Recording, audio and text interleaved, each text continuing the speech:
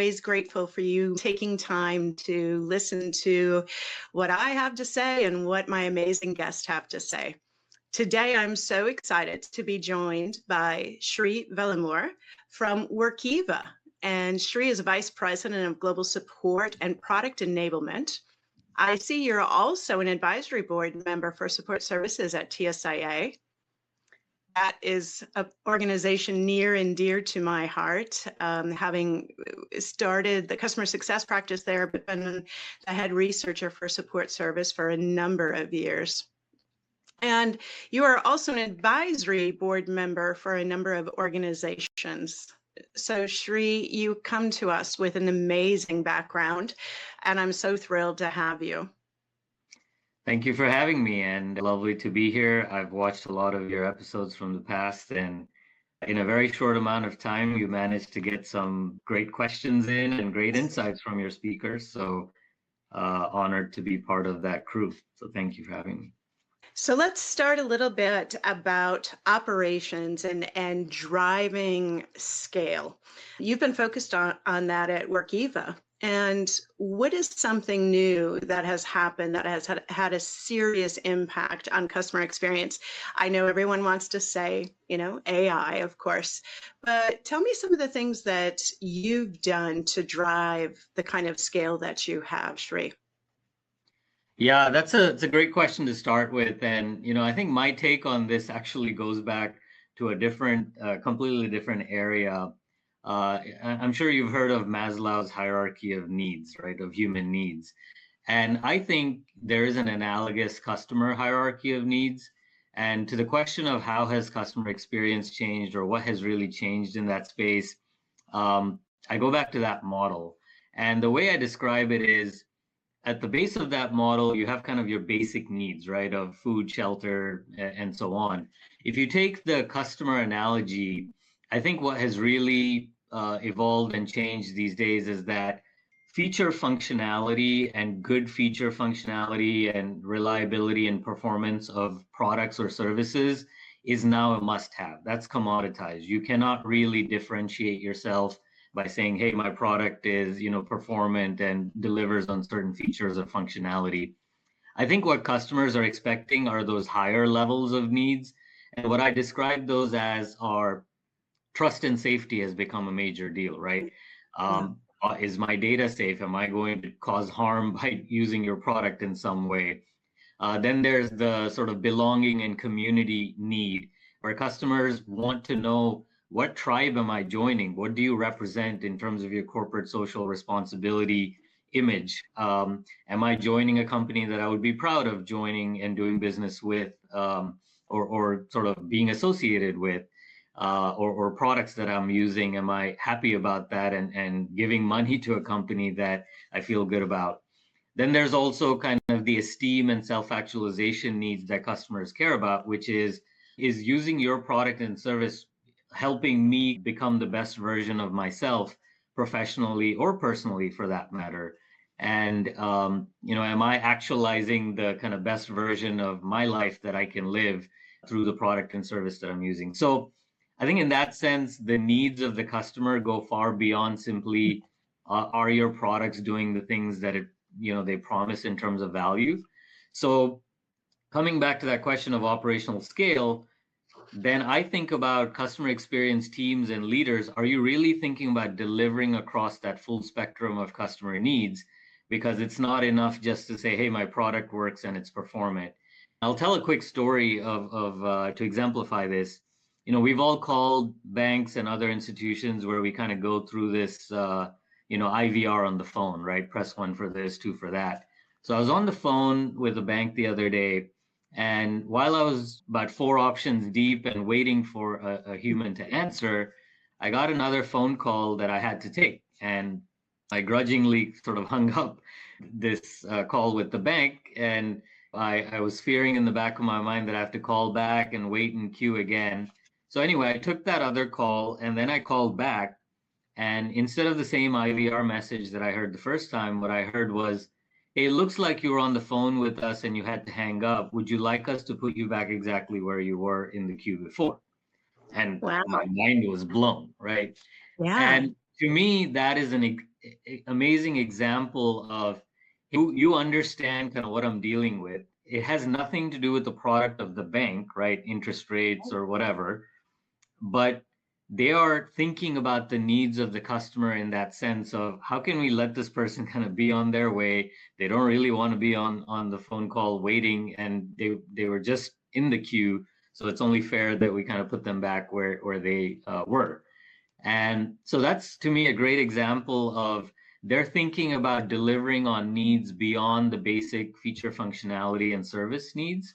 And in order to achieve operational scale there, you have to have that mindset and a vision and the right organizational structure and owners and accountability to think about delivering across that spectrum. And I think that is something that differentiates a lot of companies these days from others who are just kind of stuck at that first two layers. Sri, I have to tell you, I do a lot of these sessions, and this is not to take anything away from any of my other guests, but that was a brilliant answer, and I love that answer so much. That's really I appreciate neat. it, and I'm a big sort of a believer in this hierarchy of needs. And maybe at some other point, I'll also talk to you about how I thought this played into the recent election that we had. And there are actually very close explanations, because at the end of the day, customers are people, voters are people, and if you're not talking to them across that spectrum, you're leaving something on the table. Absolutely. Yeah. I think now might be too soon for some people to have that conversation, but I think it is a conversation that we should all have, right? At some point, because I think it's something that, will be looked at for years and years to come. Exactly. And everything, every experience, everything is a learning opportunity and a learning moment. So it's always good to sort of unpack and understand what happened. So anyway, I'm a nerd about that kind of thing.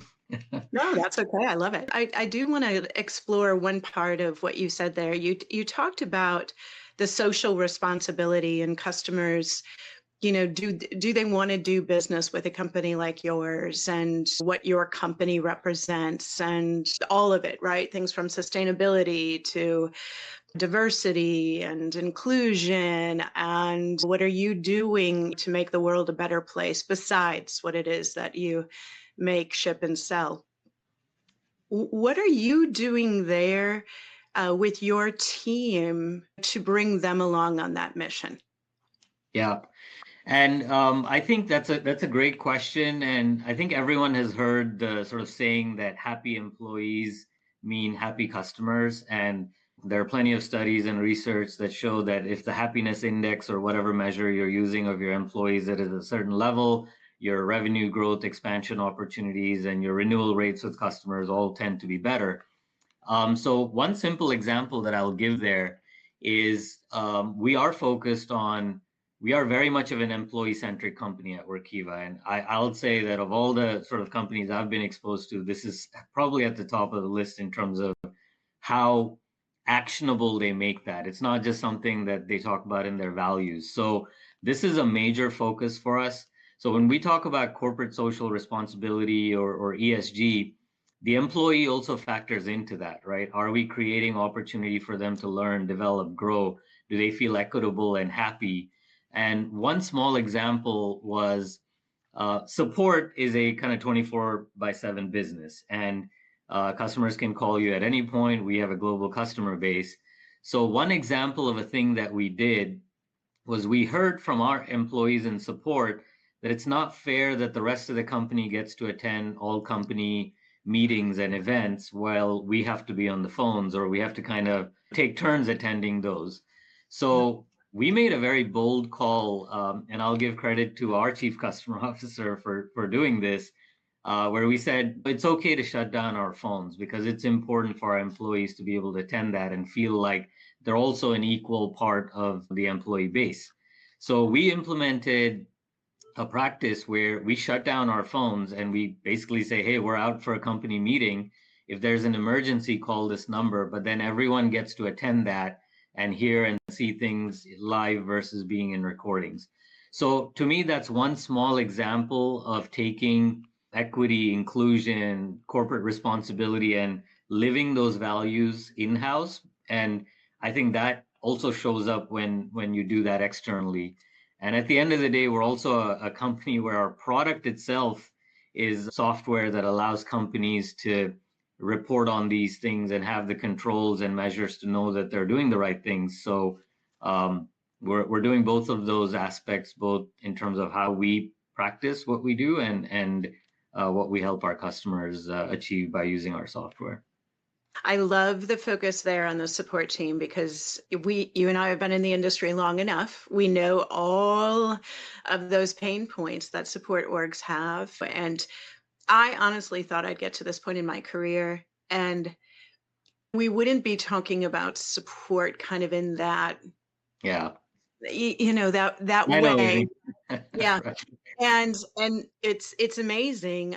I would say post-COVID, well, during COVID and post-COVID, support was really held up, and because support did amazing things, right? If you every org did, but support did something amazing to transition to full work at home and go through the kind of personal stress that everybody was under, but then to still take beautiful care of customers, right? And now you're living with roommates or there's children noise in the background. All of these things were going on. And I really thought that was going to be the time for support to be up and stay up, right? If you will, as far as the reputation and the inclusion and really getting that firmer seat at the table, right?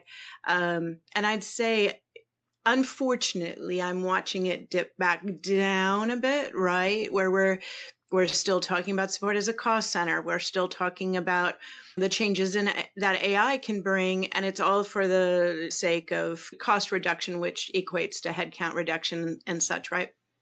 And I really want to see us get back to that positivity and the thing that support can be, right? And is for some companies a true differentiator. And I want support to get their day back in the sun again and keep going because they had great momentum, and I hope that they just keep pushing hard. Absolutely. And I think my view is just like yours, support is a team of superheroes.